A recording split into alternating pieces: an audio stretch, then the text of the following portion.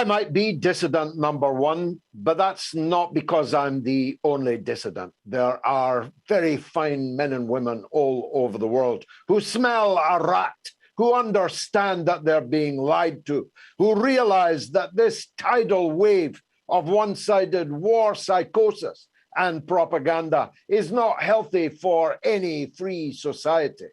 And I've got the platform, I've got the audience. But over the next few weeks, we'll be sharing this show with as many of those dissident voices as possible, because they all need to be supported and above all need to be heard. It's been a very difficult period for everyone, particularly for the people of Ukraine and for the Russian people, but not only for them.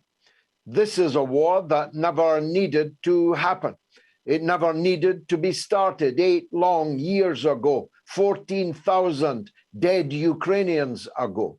But it was, and it was a war of choice. It was a war of choice of NATO, led by the United States of America, that encouraged the revanchists, the ultra-nationalist, and even the neo-Nazi forces in Ukraine to lay siege to their fellow countrymen and women and ruthlessly to massacre them.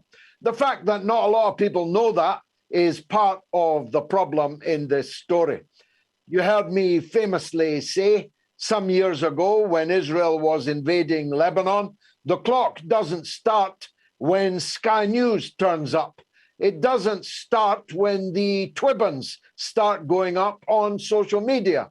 It starts when it starts. And this started in 2014, when the United States of America, nakedly, brazenly, unashamedly, and now no longer hidden, carried out a massive and violent coup against the elected government of Ukraine.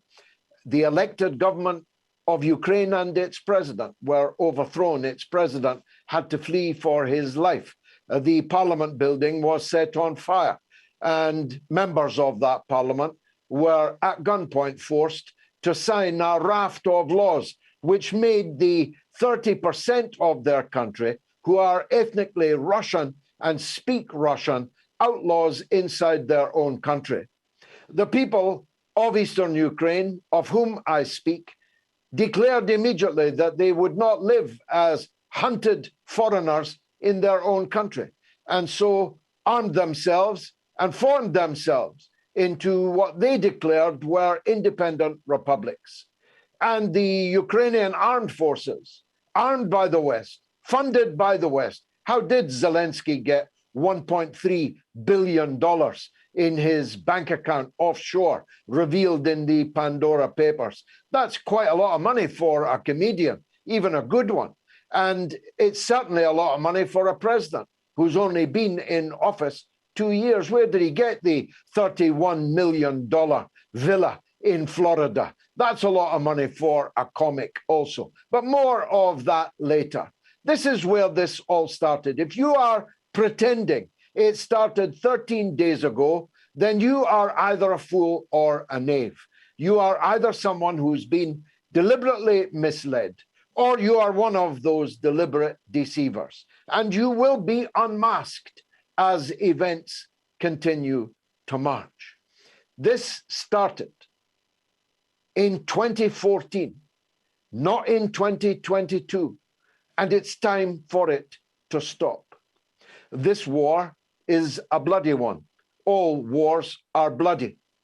The fact that it's very much less bloody than other wars that we're fighting, actually literally simultaneously, is of course of no consolation to the people who are losing their life's blood in this conflict.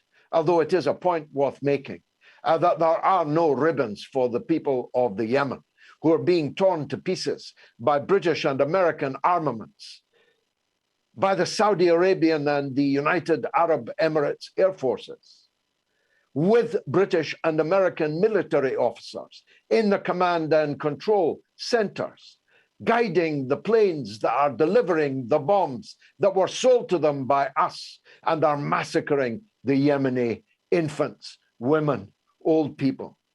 I saw a disastrous strike took place in Mariupol today, at least unverified, on a maternity hospital, and women and children, no doubt, were maimed and killed in that strike.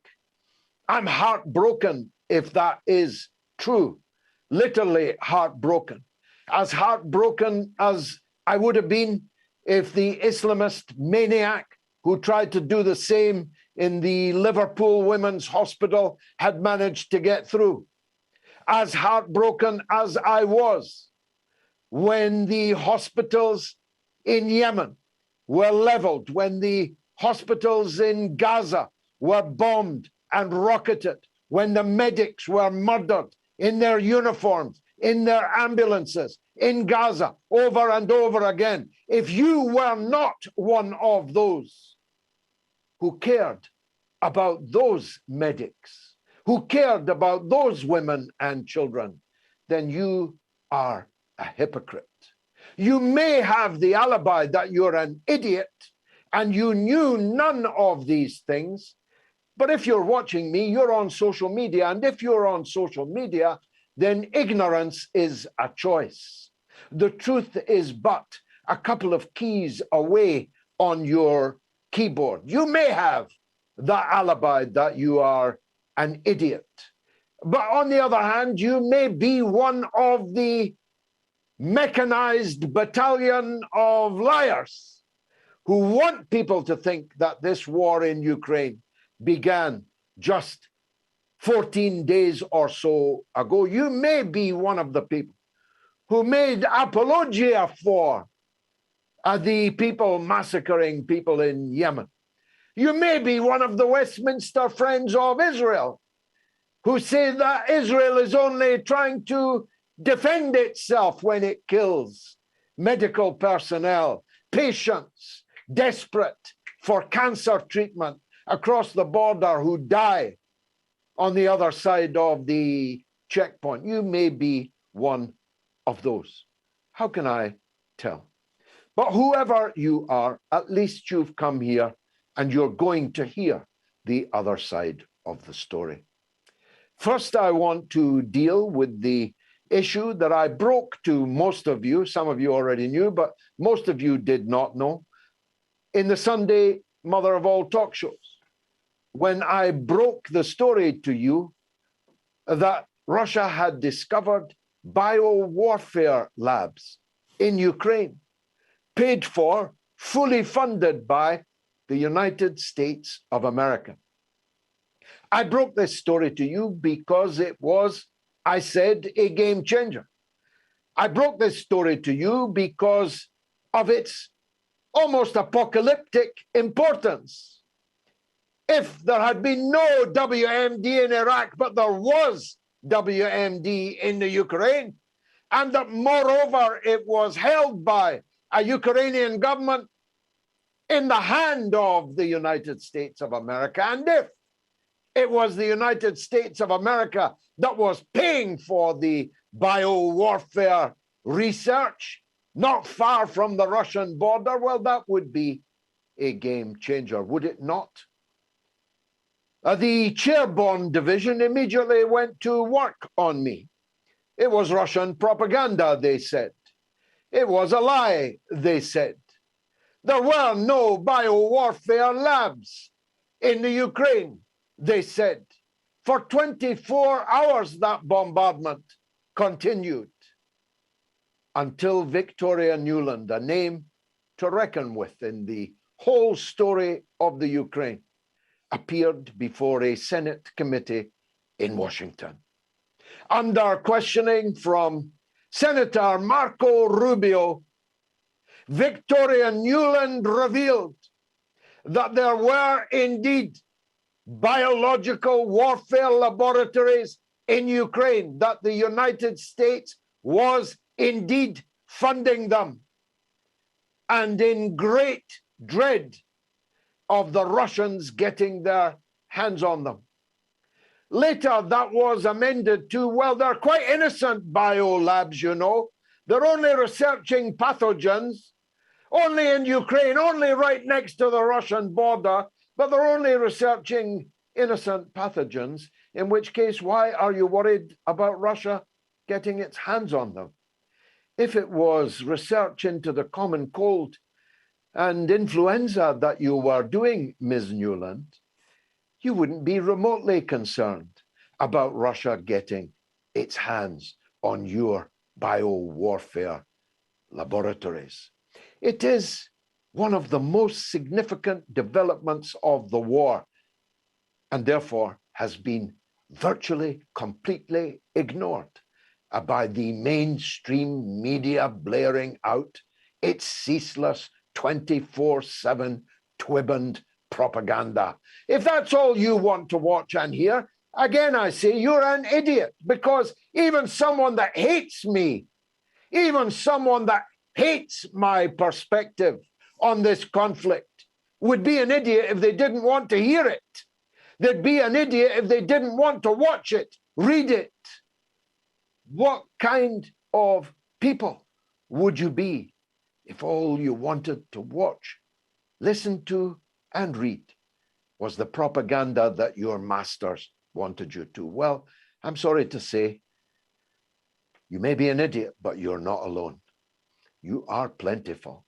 Never in the field of human conflict in the entirety of my lifetime, which has not been short, have I seen such hysterical war psychosis, even in wars in which we were involved.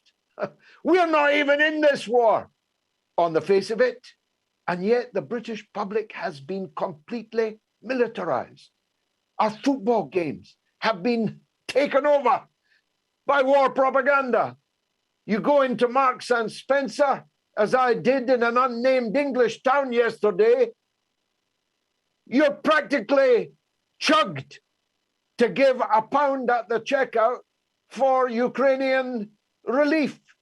I told them, actually, all my relief goes to the people of Palestine. And tell your boss that, and tell them to tell the owners of Marks and Spencer that. The propaganda has reached the levels that not only have Sergei and Alexander been put to death, I presume, the meerkats, advertising comparethemarket.com, have been ruthlessly removed from the public's vision. You cannot even see a video of them. Before the war started, they've left little Oleg as a refugee in my house. Not only that, not only did Dostoevsky get banned by the University of Milan to international merriment, but today the Cardiff Philharmonic Orchestra announced that it was cancelling Tchaikovsky. Can you believe the madness of that?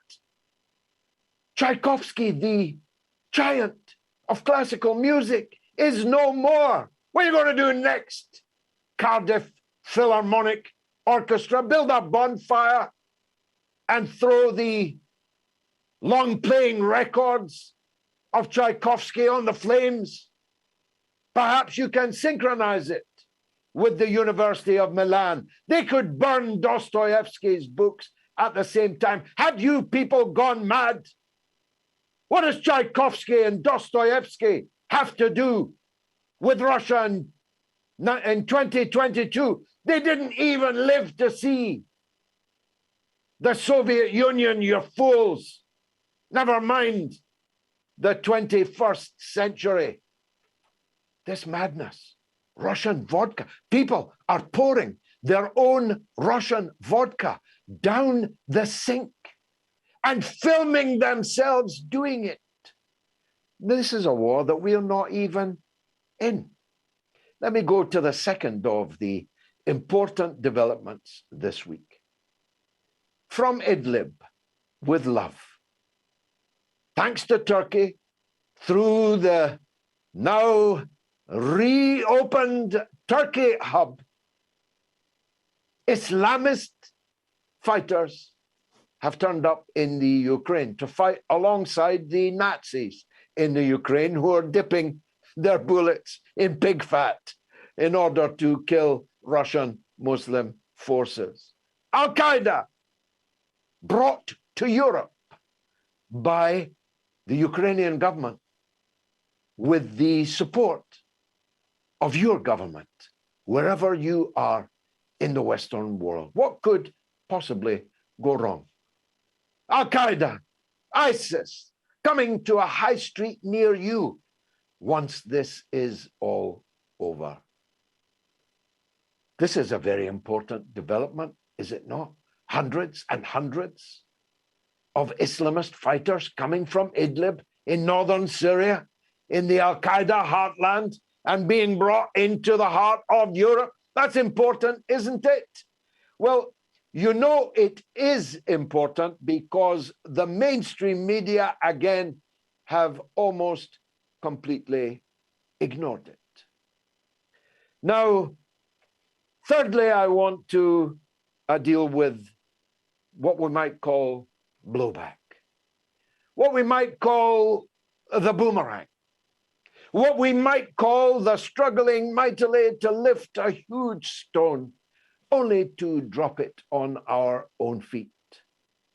Our leaders, Joe Biden and Boris Johnson, with the bipartisan support of virtually every single member in the legislatures of both countries, who have actually, to all intents and purposes, now become one, whether you like it or not, and I do not. The governments of Britain and the United States have lifted a huge rock that they call economic warfare, though they call it sanctions, and they have dropped it on their own feet. Gas prices, which had already tripled, will very soon in Europe be completely unaffordable. Gas that was 44 pence per therm this day, last year, is now 769 pence per therm and rising. And it's going to rise and rise. So it'll no longer be a question of how much you can afford to pay for your gas. There will be no gas to pay for, and no one except the extremely rich will be able to pay for it. Now, you might laugh at the prospect of Germans and Dutch people and Norwegians and Danes in their woolen hats, unable to turn on their central heating. But be aware of this. The price of gas and the price of petrol affects everything. It affects the price of everything.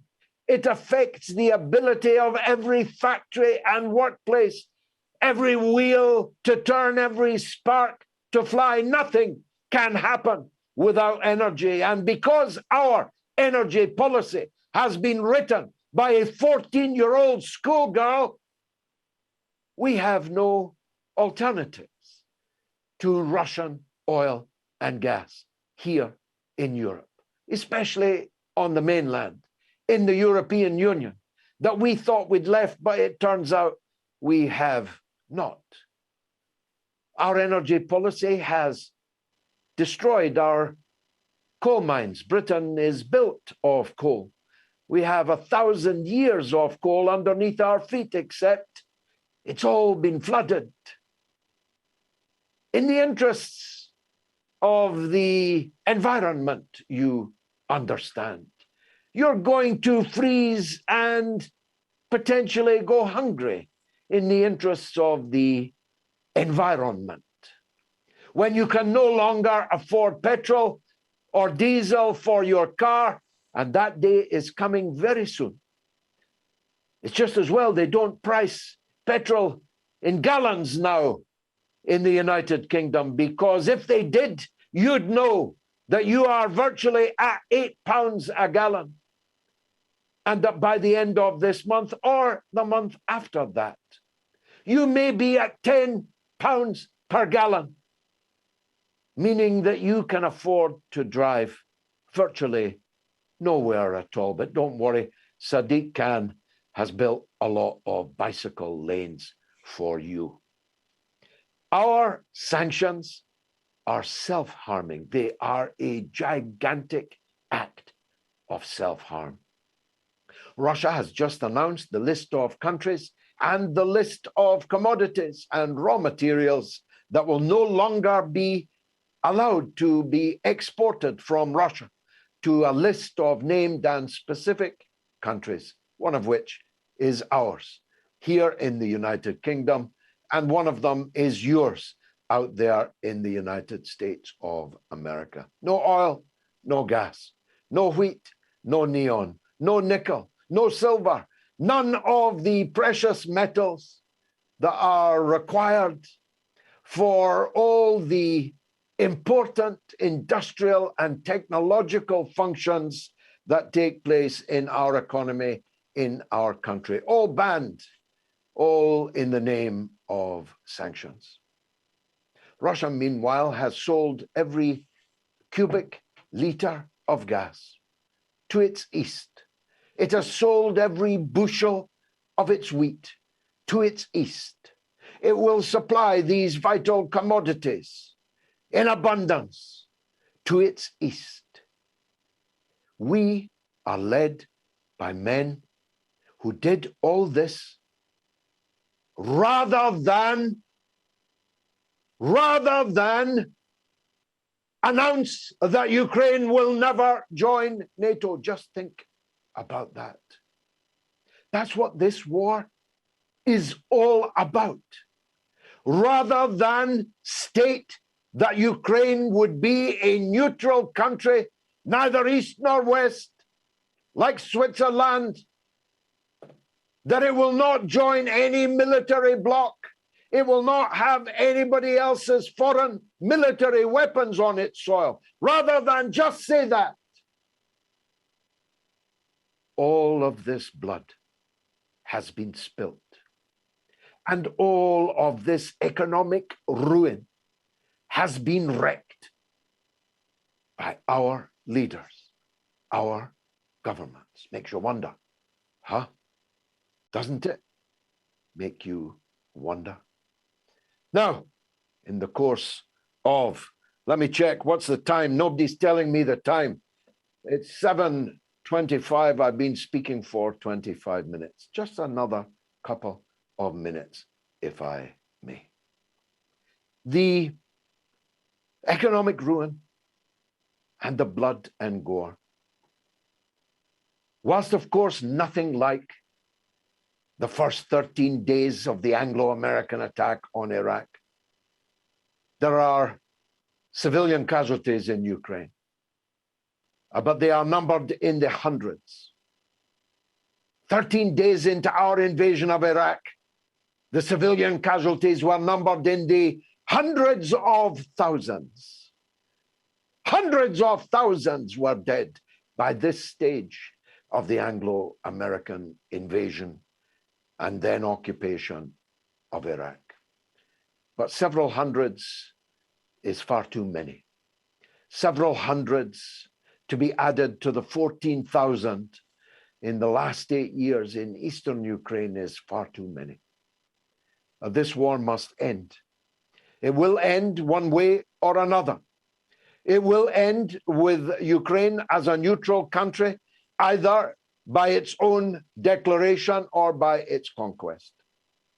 It will end with the Ukraine no longer available for the warmongers in Western countries, for the armed forces, and for their weapons from Western countries. It will end with no foreign mercenary left on Ukrainian soil. It will do so one way or another, preferably by negotiation, and before any more blood is shed. But if not by negotiation, it surely will be achieved by force of arms. Russia has been fighting this war with deliberately one arm behind its back. If it had acted like Britain and the United States, every city in Ukraine would have been leveled by constant bombardment. The Russians have had air superiority from the first days of the war.